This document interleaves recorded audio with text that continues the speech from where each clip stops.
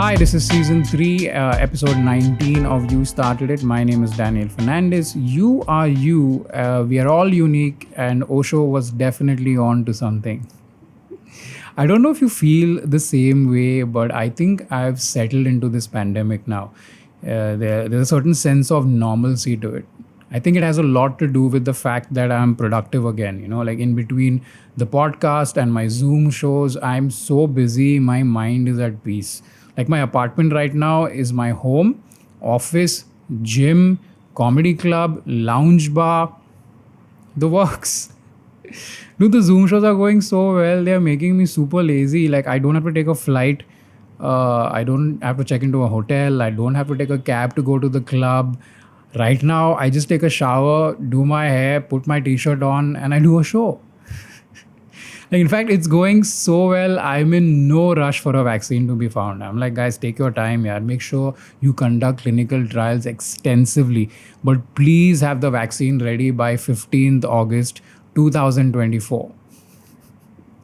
Because fun fact, 4 years is the world record for developing a vaccine. Speaking of Zoom shows, I have some major updates.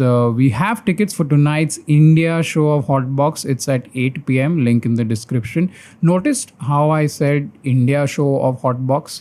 Does that mean I'm doing shows outside India? Hell yes, I am. Take notes. I'm doing HOTBOX in the US and Canada on July 18th.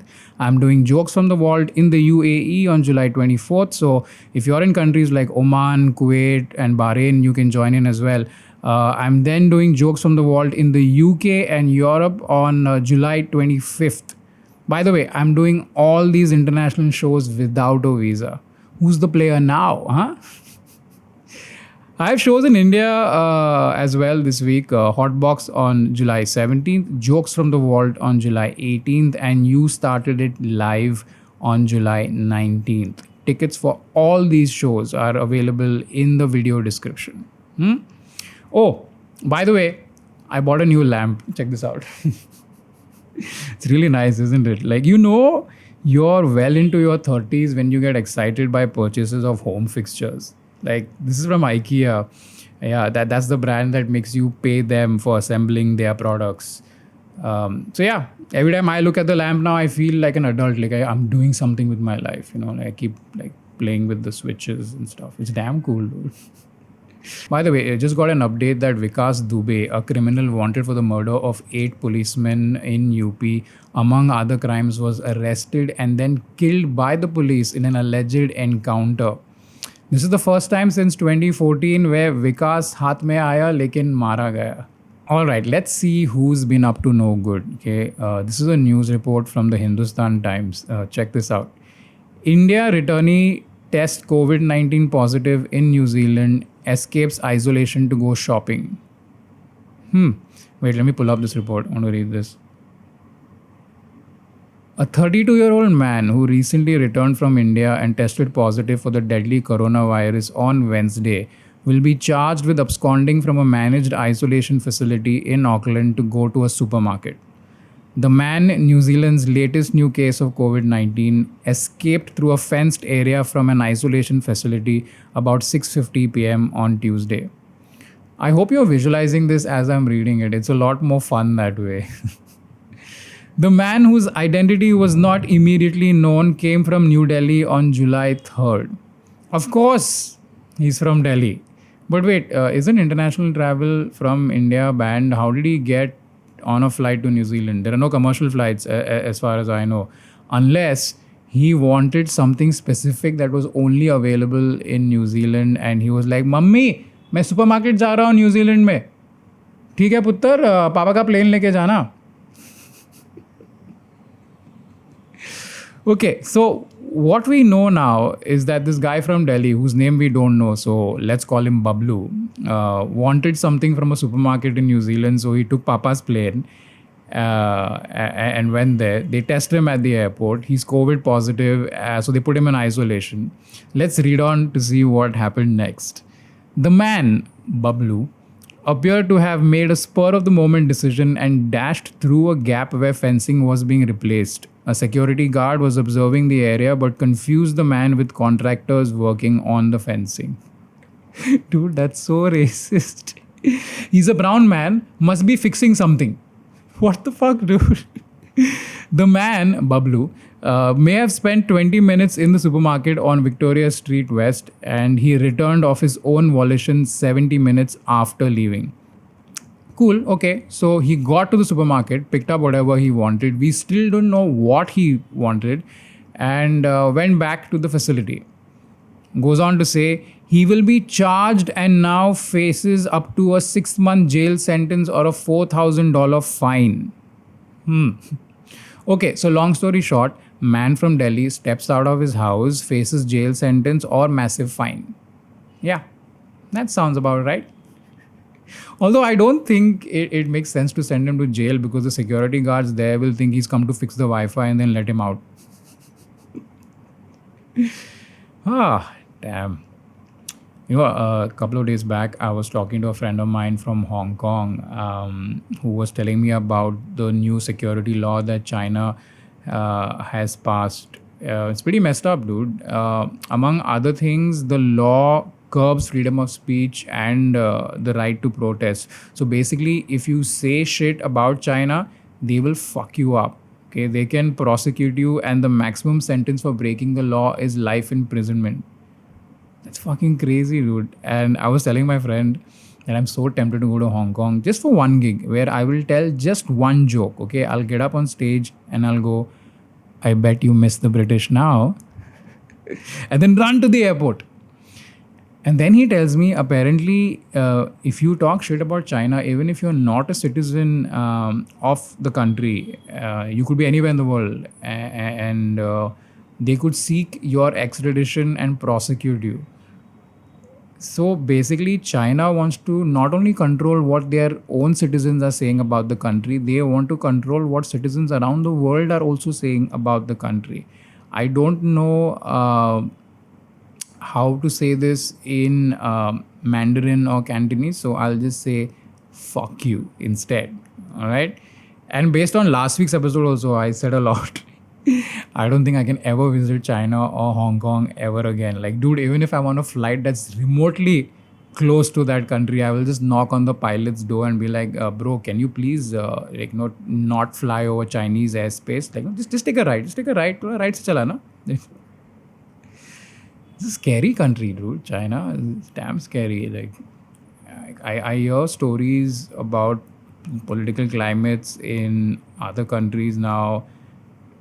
And yeah, I think India is not that bad, I mean, we have our own issues, but I think we're still better off than a lot of other Southeast Asian countries like Malaysia, Singapore, Hong Kong.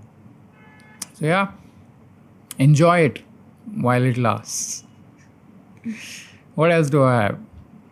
Okay, in other news, HUL renamed Fair and Lovely to Glow and Lovely.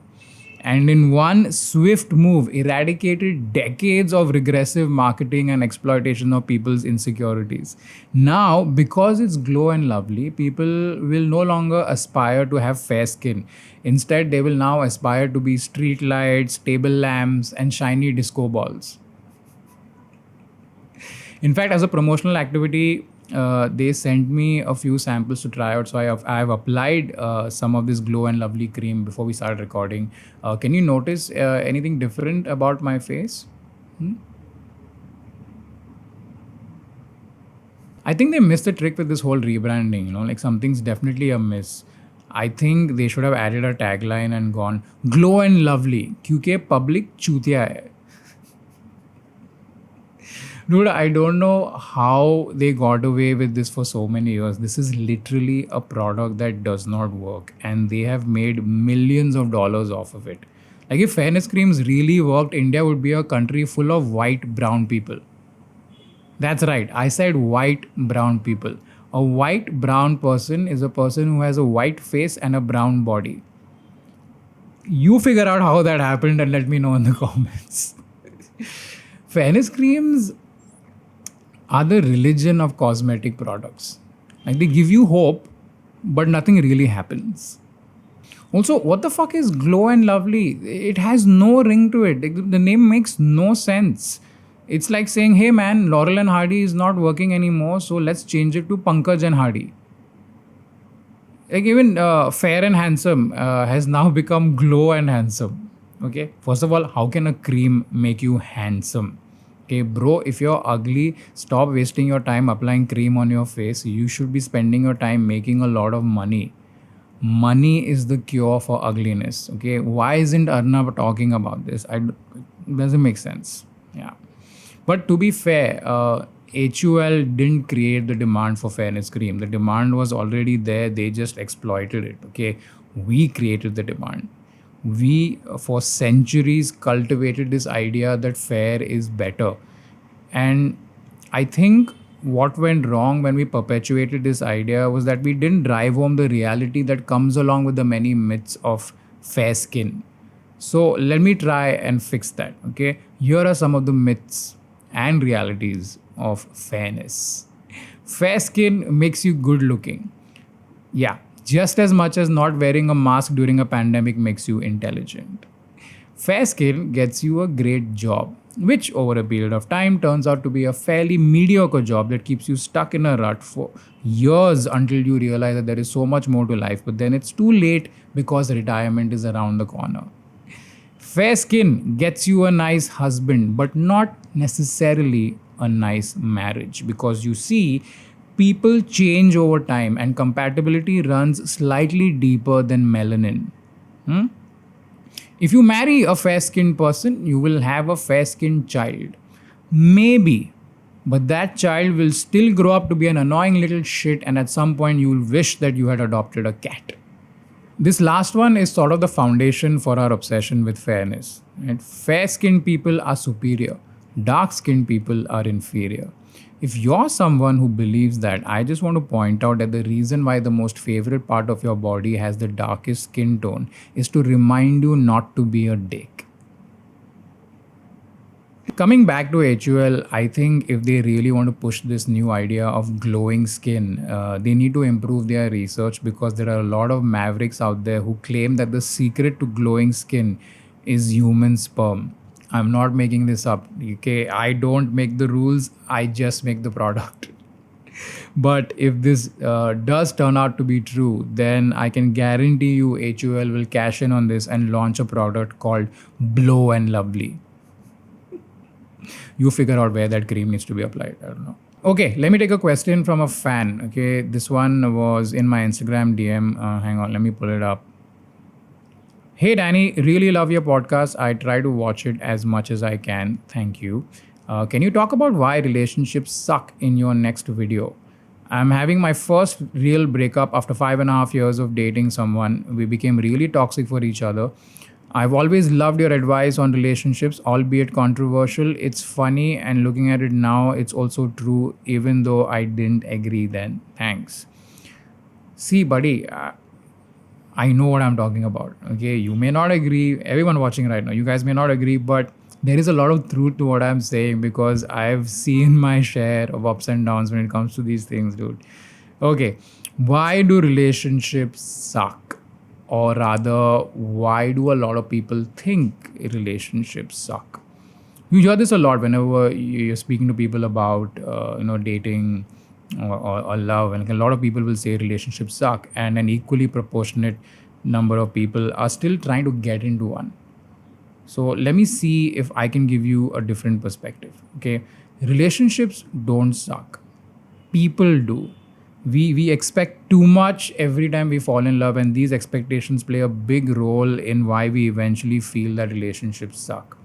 Like even when we're not with someone, we're constantly thinking about it. We're hyping it up in our heads, like, oh, I'll meet someone and this is how it will be and this is what we will do, etc., etc. It's like when you want to buy a car and in your mind you want a Ferrari, but you end up buying a Ford, but you're still expecting it to perform like a Ferrari. That's exactly what's happening here.